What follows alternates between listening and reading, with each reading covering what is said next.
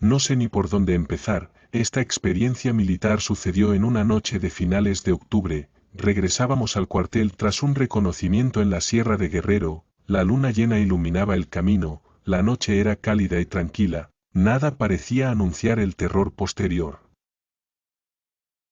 El sargento Rojas ordenó regresar mientras conducíamos la Dodge por un sendero angosto. De pronto vimos a lo lejos a dos jóvenes que intentaron ocultarse entre el ramaje. Su actitud nos pareció sospechosa, aunque no inusual. Muchos civiles desconfían de nuestras patrullas en la oscuridad.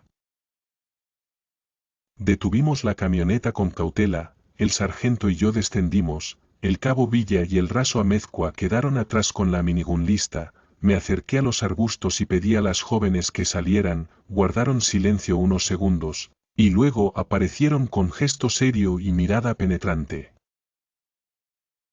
La mayor tendría 17 años, la menor 14, la pequeña sujetaba el hombro con las manos y apretaba los dientes, la chaqueta le cubría una herida, su hermana mayor la sostenía por el brazo, ambas caminaban tambaleantes y nos miraban fijamente, sus ojos reflejaban un brillo extraño.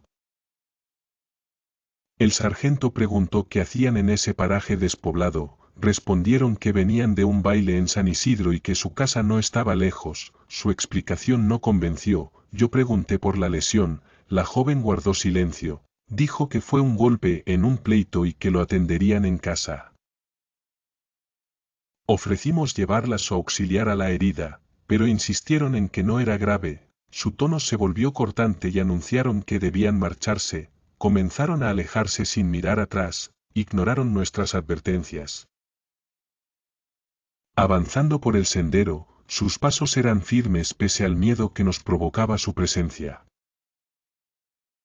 De pronto el raso Amezcua amartilló su arma, el clic resonó en la noche, las jóvenes se detuvieron sin darse vuelta, el viento helado irrumpió en medio de la calma, hubo un silencio absoluto, el cielo despejado pareció vibrar con relámpagos imaginarios que destellaban sin truenos.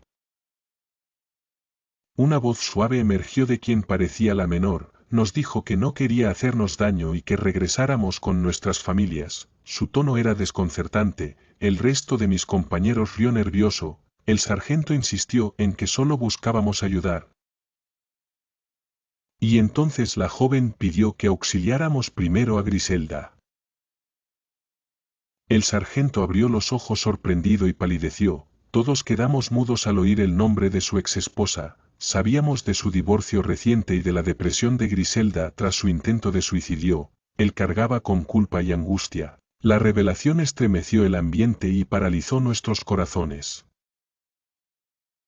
Con miedo pregunté cómo sabía el nombre de Griselda. La joven se mantuvo de espaldas mientras su hermana soltaba una risa suave que se tornó en carcajada macabra. Su eco retumbó en la sierra, el sonido me erizó la piel. Mis compañeros apenas podían disimular el terror que sentían en cada músculo. El sargento recobró el temple y exigió que la joven respondiera y se diera vuelta. Ella cayó de golpe y volvió a instarnos a retirarnos, nos advirtió que regresáramos por donde habíamos venido. Su voz rezumaba amenaza, la atmósfera se cargó de un silencio tan denso que creímos desaparecer bajo su peso. Intenté avanzar hacia ellas, pero alzó la mano a la altura de su cabeza y anunció que si apenas daba un paso más jamás volvería a ver a Ximena ni a Jorge. Esos nombres de mis hijos helaron mi sangre. Quedé inmóvil, no sabía quién era aquella muchacha que conocía tanto de nosotros, el miedo me ancló al suelo. El cabo Villa murmuró que debía tratarse de una Tlahueliloc, una bruja según la tradición local. Al instante la joven bajó la mano, sujetó del brazo a su hermana y comenzó a alejarse despacio. Sus pasos dejaron de ser humanos y una presencia oscura pareció emerger entre ellas mientras la oscuridad se cerraba como un puño.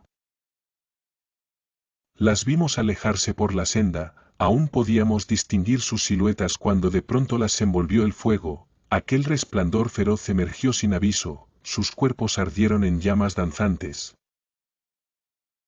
No sentíamos calor, solo el terror de lo imposible, nos removimos inquietos ante el espectáculo sobrenatural. Cada figura de fuego cobró vida y se elevó por encima de los árboles por un instante, flotaron en el aire como vigilantes de la noche, luego dispararon hacia lo alto de la sierra y se perdieron entre las copas. El silencio volvió tras su partida, pero el vacío que dejaron era más espeluznante que su presencia. Quedamos paralizados hasta que la voz del sargento rompió el hechizo y nos ordenó subir a la camioneta. Nadie preguntó nada más, obedecimos sin hablar. En el camino de regreso al cuartel no intercambiamos palabras. Sabíamos que bajo juramento jamás mencionaríamos lo ocurrido. Solo supe que mi vida cambió esa noche para siempre.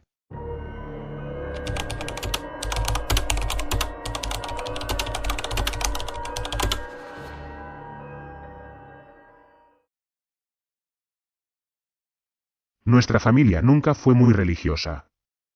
El Día de Muertos solíamos poner una ofrenda pequeña, por tradición. No era algo que tomáramos demasiado en serio, solo un par de veladoras, algo de papel picado, pan de muerto, y ya. Eso era todo. Nunca fuimos de asistir a misa ni de hacer grandes celebraciones. Siempre había sido algo muy simple para nosotros, algo que hacíamos solo por costumbre, hasta que un día todo cambió. Todo comenzó cuando mi abuelito Rafael, el padre de mi mamá, falleció. Fue un golpe duro para nuestra familia, un día que nunca olvidaremos, pero aún más doloroso fue el descubrimiento que hicimos en el hospital, justo el día que mi abuelito murió. Al parecer, mi abuelo tenía una segunda familia. Nos enteramos en la sala de espera, mientras esperábamos a que nos dieran la noticia de su partida. En ese momento, una mujer y 2 niños llegaron al hospital, y con una calma inquietante nos dijeron que venían a ver a mi abuelo.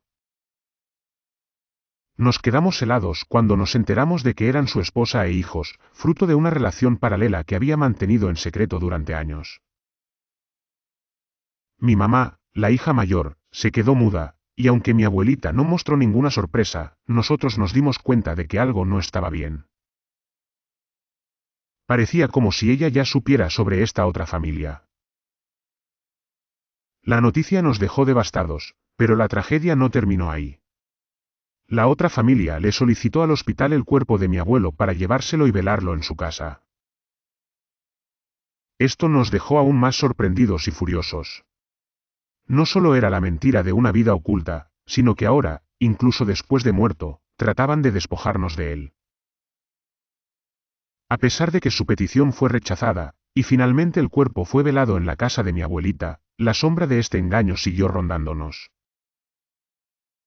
Las disputas por la herencia comenzaron, especialmente por unos terrenos que mi abuelo poseía en el pueblo. Esto solo aumentó el resentimiento de mis tías y mi mamá. Por mucho tiempo, no fuimos al panteón a visitarlo. Pasaron 8 largos años sin que nadie de la familia quisiera saber nada de mi abuelo. Fue hasta que mi abuelita, ya anciana, llamó a mi mamá pidiéndole que la llevara al panteón a ver a mi abuelo. Mi mamá, aunque aún resentida, aceptó. Nadie más quiso acompañarla, así que me pidió que fuera con ella. En un principio dudé, pues tenía planes con mis amigos, pero al ver la expresión de angustia en su rostro, supe que debía acompañarla, que necesitaba mi apoyo en ese momento.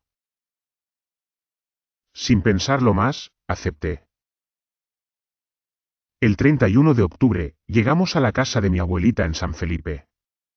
Era un pueblo tranquilo, rodeado de montañas y muy alejado del bullicio de la ciudad. Mi hermano nos llevó en su carro hasta el panteón de Ocuituco, donde descansaba mi abuelo. Durante el trayecto, el ambiente estaba extraño, cargado de silencio. Nadie hablaba, cada uno pensaba en lo que significaba esa visita.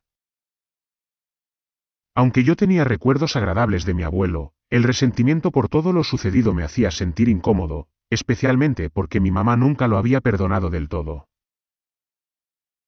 Al llegar al panteón, un escalofrío recorrió mi espalda.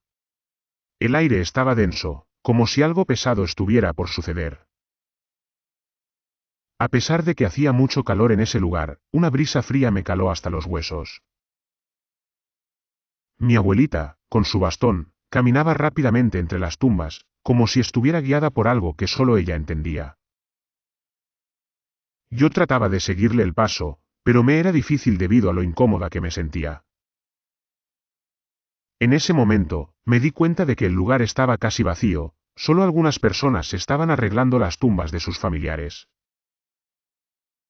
Recordé que mi abuelita siempre decía que el Día de Muertos era para los niños, y que los adultos solo venían el 1 de noviembre. Finalmente, llegamos al fondo del panteón, donde descansaba mi abuelo. La tumba estaba muy descuidada, cubierta de hierba crecida y flores secas, como si nadie la hubiera visitado en años. Mi abuelita se arrodilló con un rosario en las manos y comenzó a rezar. Mi mamá y yo nos quedamos en silencio, observando. Mientras mi abuelita rezaba, sentí una pesadez en el aire, una sensación que no supe explicar. La noche comenzaba a caer, y el viento soplaba con fuerza, como si quisiera llevarse las palabras de mi abuelita.